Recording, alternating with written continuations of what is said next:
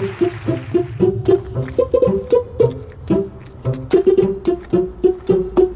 you don't recognise this, I'll have to tell you, this is a Mazda 626. It's the 5th generation Mazda 626, which means it's the last generation Mazda 626 before they got rid of it and just made the 6. It's like 2s and 6s were just too wasteful. 626, too many numbers, let's just have a 6. It is a car from the 1990s. As you can tell just by looking at it. It shouts 90s, but that's the curious thing, because the 90s didn't really shout anything, it just kind of was there.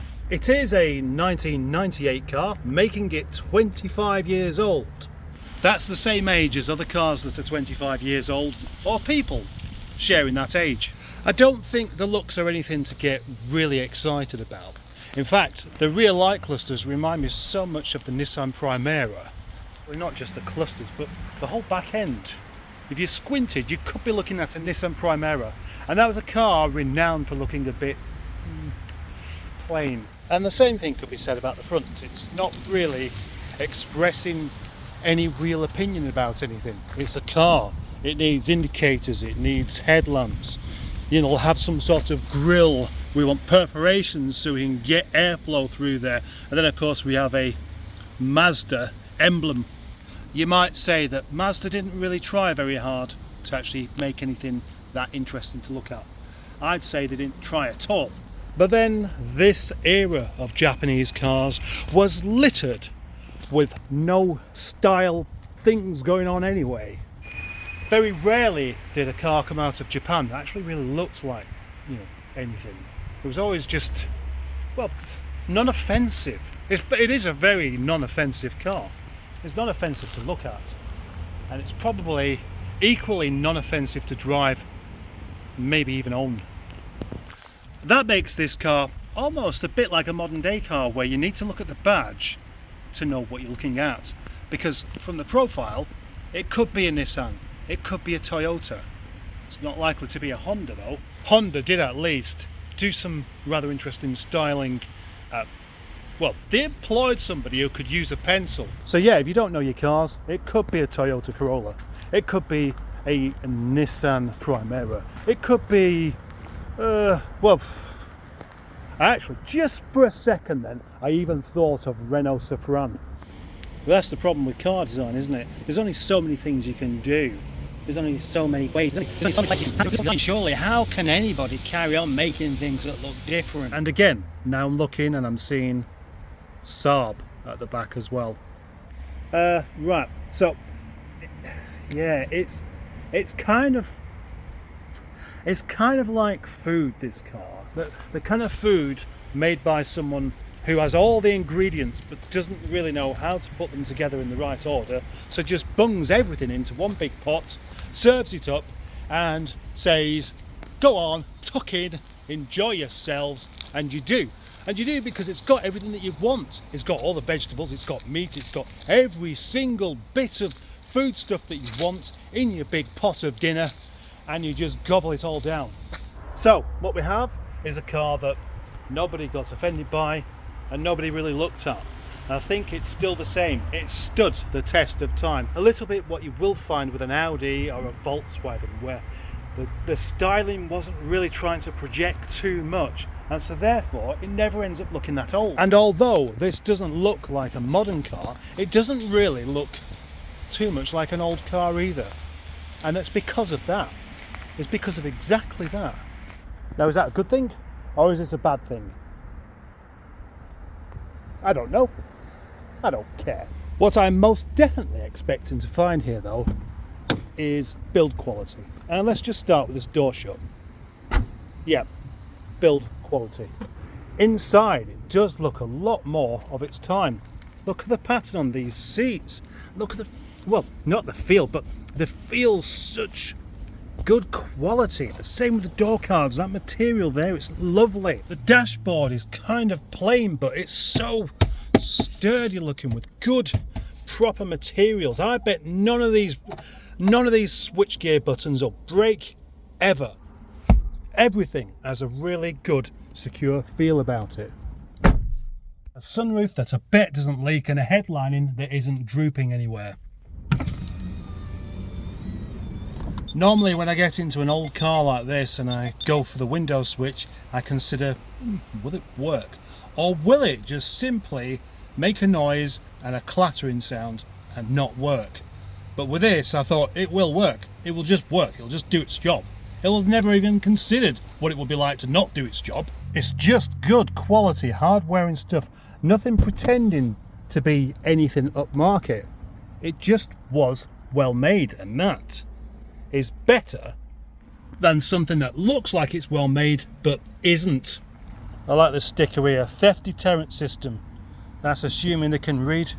It's a good sized car, and I'm going to sit in the back to see what that's like. Well, it's as good as it looks. It's sat quite high up actually, so you have a really good view over the windscreen, and the seat's really comfortable and kind of sculptured ever so slightly around half of your body, so at least one half won't be rolling around. Nice attention to detail, stuff like this. Cup holders in the back, and don't think that's ever been used. In fact, it doesn't look like this seat's ever been sat in either. But then again, when the seats are this quality, you need an awful lot of bottom parking to show any evidence. Unless of course that bottom parking included spillages. And as I thought, yeah, just like you did with a Honda, boot release and petrol filler release. Underneath the bonnet we find Mazda's 2 litre 16 valve double overhead cam engine, and well, apparently it has a respectable 140 brake horsepower, which should be enough to make this car feel quite nippy. And apparently Ford used this engine in their Mark 1 Mondeo, or was it Mark 2? Well, either one, yeah. But they didn't leave it looking like that. They just put a cover on it, you know, made you think it was their engine. So I believe. Have I got to start doing some research? Oh, I don't want to start doing research. Oh gosh, no. Right, I'm just going to say, Ford Geotech engine, it is that. That's why it worked well.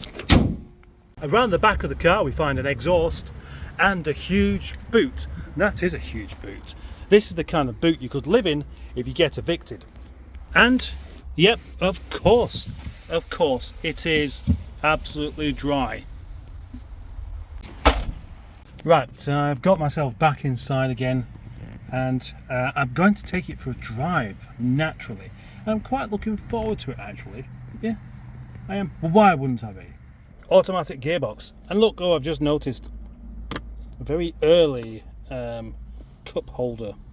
That's the first thing I've found in this car that doesn't feel like it's engineered to last, but it's still working. Let's have a listen to this car's engine.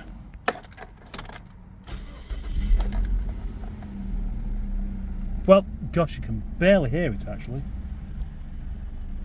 70,000 miles. Driving the Mazda 626, I must say this actually feels like a new car.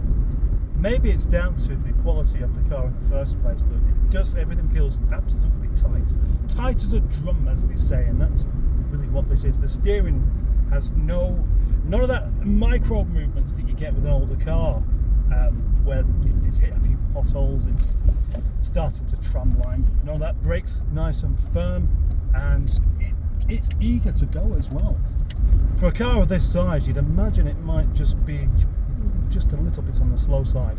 Well, maybe it is, but certainly setting off then it was wanting to spin its wheels like a naughty little badger. The car is warmed up so we can not exactly hoof it, but put the foot down a little bit to see whether it does actually go.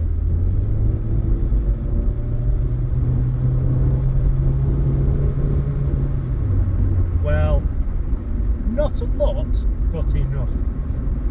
Roundabouts. Does it like roundabouts? Does it like sticking in its own lane? Because often most people drive the roundabout and they'll just drift from lane to lane without really paying any attention as to whether there's anybody alongside them. And it does. That's good. It can have another point.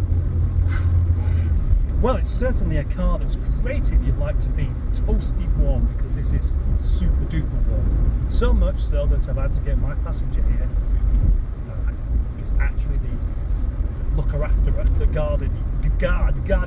guardian of this car, to control the heat, because, well, I'm busy concentrating on talking about the heat and getting too hot to know what to do. Oh, it does cling on. Oh, it clings on quite nicely on the roundabout there. Maybe it's got very good tyres. Maybe the chassis is actually a lot better than the car suggests, because it does look like it's not going to do corners, but I think it does. Brakes are lovely and firm as well.